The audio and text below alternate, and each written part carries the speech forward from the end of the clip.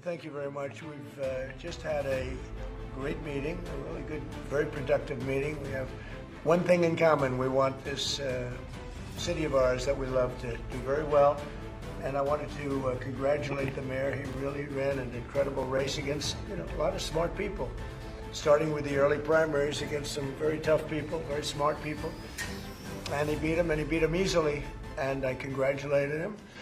And we talked about some things in very strong common, like housing and getting housing built, and food and prices, and the price of oil is coming way down. Anything I do is going to be good for New York. If I can get prices down, it's good for New York. And we've got them down, way down from last year. We have, as you know, I've been saying to a lot of people, Walmart said that Thanksgiving this year is exactly 25% less than last year. So that's good for New York, good for everybody. But I just want to congratulate. I think you're going to have, hopefully, a really great mayor. The better he does, the happier I am, I will say. There's no difference in party. There's no difference in anything. And we're going to be helping him to make everybody's dream come true, having a strong and very safe New York. And congratulations, Mr. Mayor. Thank you, Mr. President. Thank you. I appreciate it. Please. I appreciated the meeting with the president, and as he said, it was a productive meeting focused on a place of shared admiration and love, which is New York City, and the need to deliver affordability to New Yorkers, the 8.5 million people who call our city their home, who are struggling to afford life in the most expensive city in the United States of America.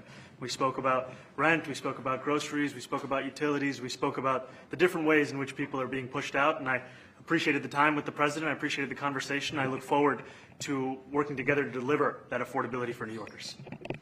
Thank you very much. Any questions, please? President Trump, Stephen Nelson from the New York Post. I've got a question for you and then also one for Mayor-elect. Sure. For you, you referred to Mr. Mamdani as a communist. Can you describe why you feel that way? And also, will you do anything to stop him from arresting Prime Minister Netanyahu if he visits New York?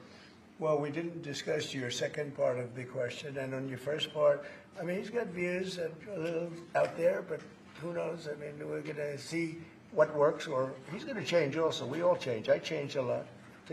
From when I first came to office. It's now quite a while ago. It's quite a while. My first term was great. We had the greatest economy in the history of our country. We're doing even better now. We're doing much better now than we did even the first term.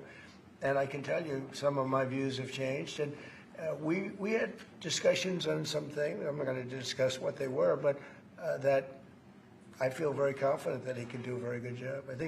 I think he's going to be. I think he is going to surprise some conservative people, actually, and some very liberal people. He won't surprise them because they already like him. And Mr. Mamdani, it sounds like you had a productive discussion, but just days ago you referred to President Trump as a despot who betrayed the country.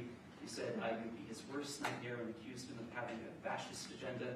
Are you planning to retract any of these remarks in order to improve your relationship? I think both President Trump and I, we are very clear about our positions and our views, and what I really appreciate about the president is that the meeting that we had focused not on places of disagreement, which there are many, and also focused on the shared purpose that we have in serving New Yorkers.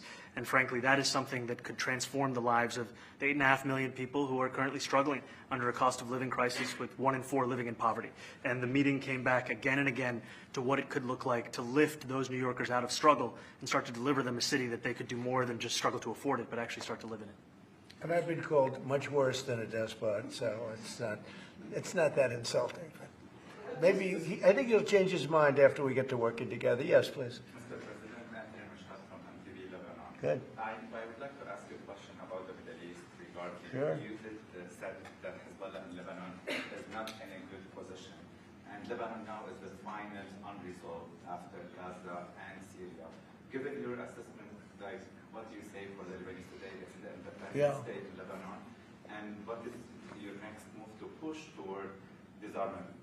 Sure. Well, we are pushing for total disarmament of Hamas and, frankly, everybody else. And we actually have peace in the Middle East. As you know, the King of Saudi Arabia just left yesterday. We had some great meetings, and he's made a contribution toward the United States of more than $1 trillion.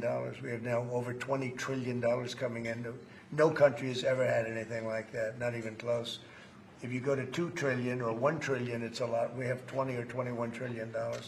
I think that Hezbollah has been a problem in Lebanon, big problem. We're working with Lebanon. We're working with everybody in the Middle East. That's another thing I think we have in common. We want to see peace in the Middle East, and we actually have now, for the first time, peace in the Middle East after 3,000 years. And now we're going to refine it, and I think you're going to see some very positive things happen. There is a potential to invite the Lebanese president. Oh, sure. Oh, I would do that, absolutely. And if the mayor would like to be here for that meeting, because I know he feels very strongly. I think you feel very, very strongly about peace in the Middle East. I think it's, We desperately want it, and that's something that I shared with the president, that when I spoke to New Yorkers who had voted for the president last November on Hillside Avenue and Fordham Road, I asked them why. I heard again and again two major reasons. One was that they wanted an end to forever wars. They wanted an end to the taxpayer dollars we had funding violations of human rights, and they wanted to address the cost of living crisis. And I appreciated the chance to discuss both of those things. he said a lot of my voters actually voted for him, and One in 10. And I'm okay with that. I'll do that. I'll sign it. Give it to me. I'll sign it in a minute. That's pretty good. So in this clip, both sides try to play it smart.